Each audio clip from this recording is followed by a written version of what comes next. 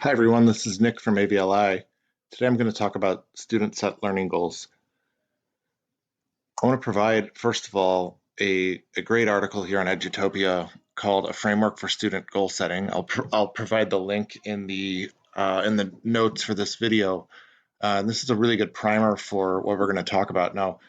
The article talks about more than just the learning goals. The article talks about behavioral goals and social goals, social emotional learning over the course of a year or 4 years. And in a Jesuit context or Catholic school context, is stuff that we do very well, particularly when we have interviews after freshman, sophomore year, and then again, maybe when they graduate. But for the sake of this particular video, we're going to only talk about the learning aspect. So the academic learning goals that students can help set. We have other videos up on the site about setting the tone and other sort of behavioral oriented goal setting for framework and particular decorum in class, et cetera, that can be also be student set if you're interested in that aspect of it. And a lot of times too, with the student set learning goals, a lot of the behavioral social emotional stuff even works itself out because the goals are so clear, and the relationship between teacher and student is so strong that the student knows right away how he or she has to sort of comport himself and what he or she needs to do in order to get to the goals that he or she set. And so there's not really a lot of time to misbehave or a lot of time to be off topic when you're going toward goals that you yourself have put forward as a student. Okay, now the idea of student set learning goals is controversial to an extent, and it's something that's very difficult for a lot of teachers to hear, especially if you've been doing it for a long time, and especially if you really enjoyed school. I really enjoyed tradition. I went to traditional schools, and I really enjoyed the setup. It worked for me. And then I have become a teacher myself. But the one thing you have to recognize is that teaching, being a teacher, being in the teaching profession, is a lesson in confirmation bias. Okay, the people that are teachers probably did enjoy the way that they were taught and probably did enjoy the classroom, which is why they've come back and are attempting to cement what it is that they did before, this time where they're at the head of the class instead of in the seat. It is tough for a teacher who greatly enjoyed teaching or the learning environment in a traditional setting to come in and want to change anything about that for anyone else. But the fact of the matter remains that there are plenty of people who a traditional setup didn't work for, and we just don't hear from them because they're probably not teachers.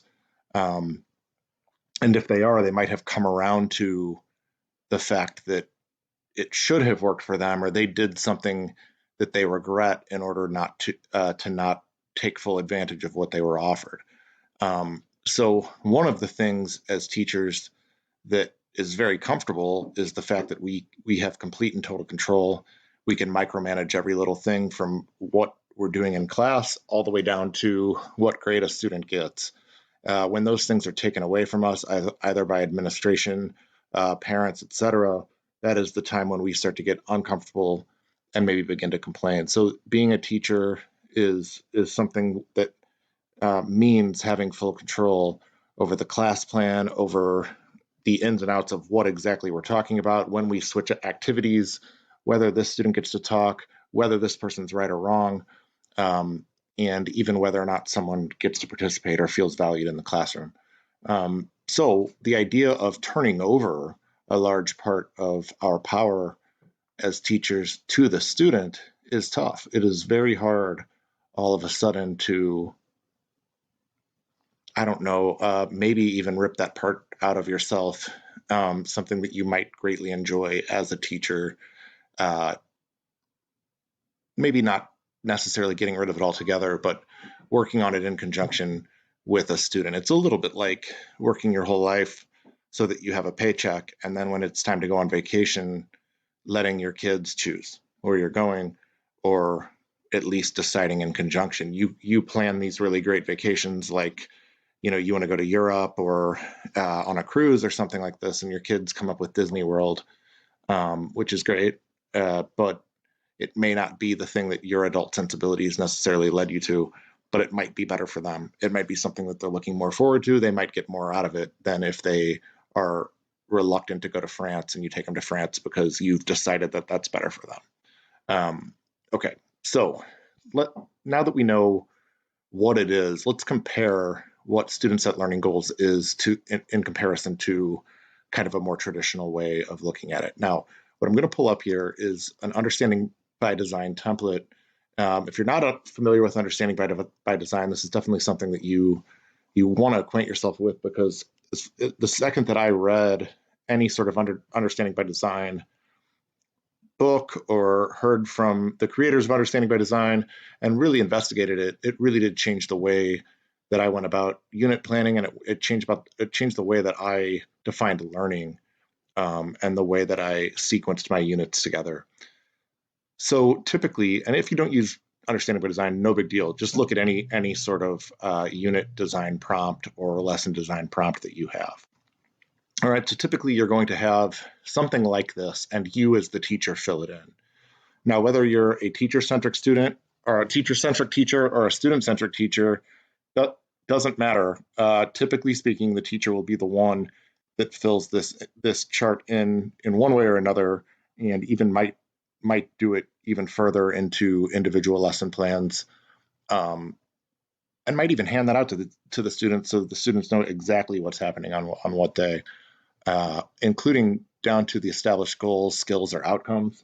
And then it is what the students will learn and how they know that how they learn it. What I've done as department chair at my school is created a sequence for all of the skills that student will come across in English class, from the orange, which is incoming students, freshmen, sophomores, juniors, and seniors. And so the students know, coming in through the school and going into the year that they're going into, which skills we as a school are going to highlight or ask them to demonstrate.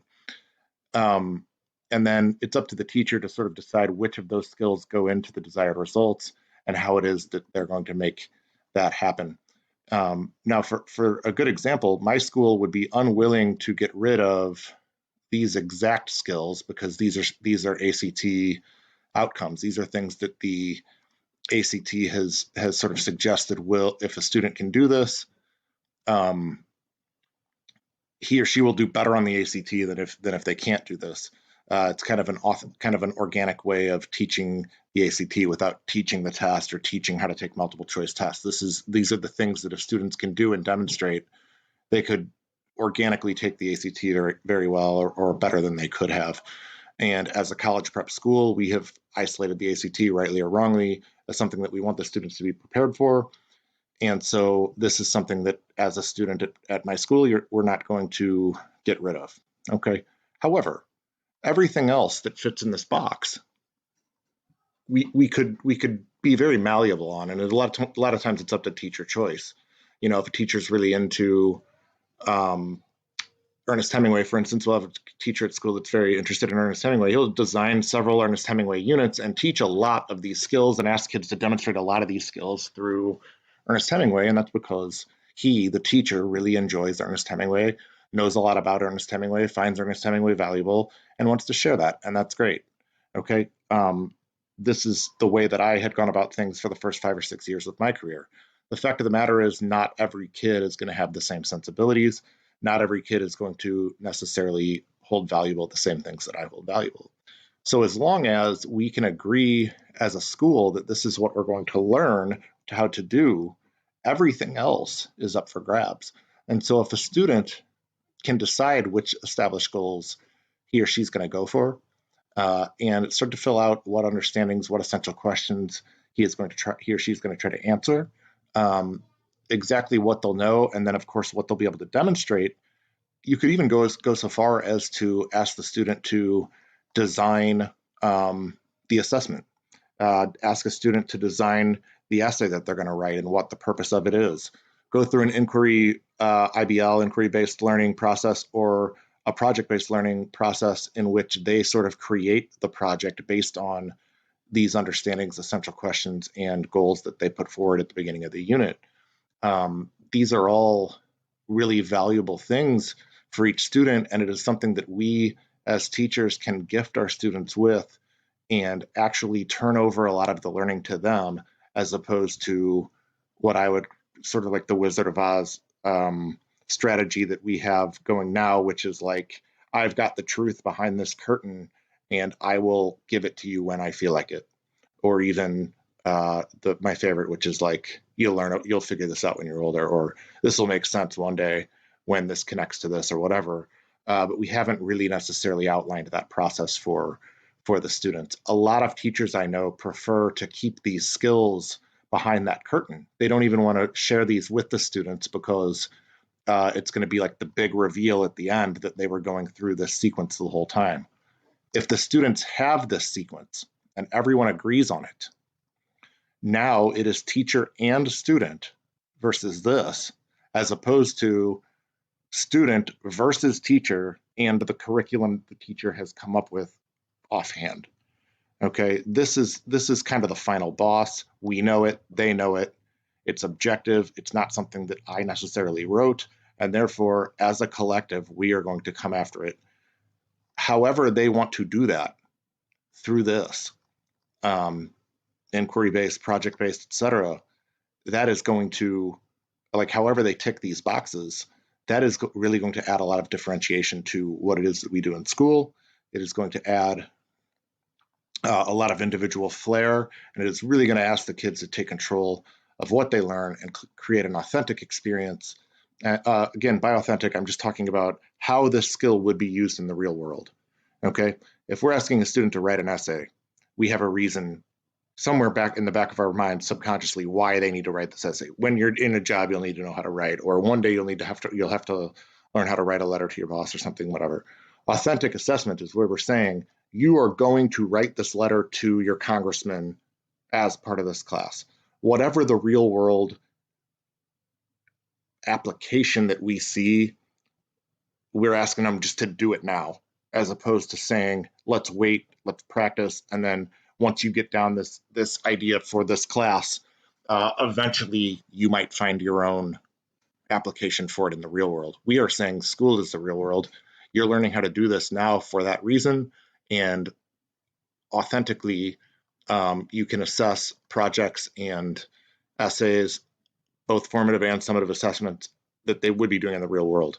So asking students to come in and apply these skills right here to their real world environment, what it is that they want to be when they grow up, who it is that they want to be, what problems are near and dear to them, what issues do they see in society, and to have them use these skills to help solve them individually outside of the classroom is an excellent reason for us to turn over these sort of goals, these learning goals, unit learning goals, lesson plan learning goals to the student.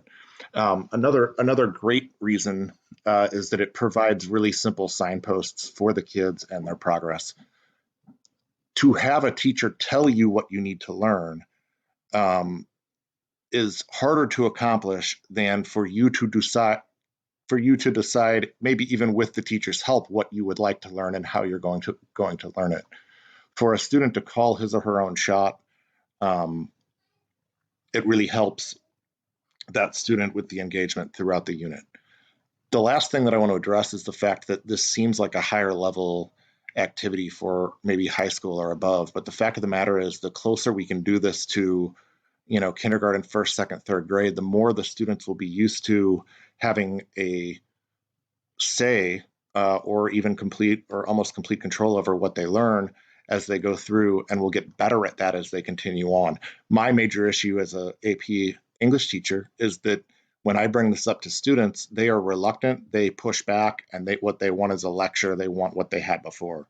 To have this in place from earlier on would really help the kids to understand who they are and become the best versions of themselves as they progress through school.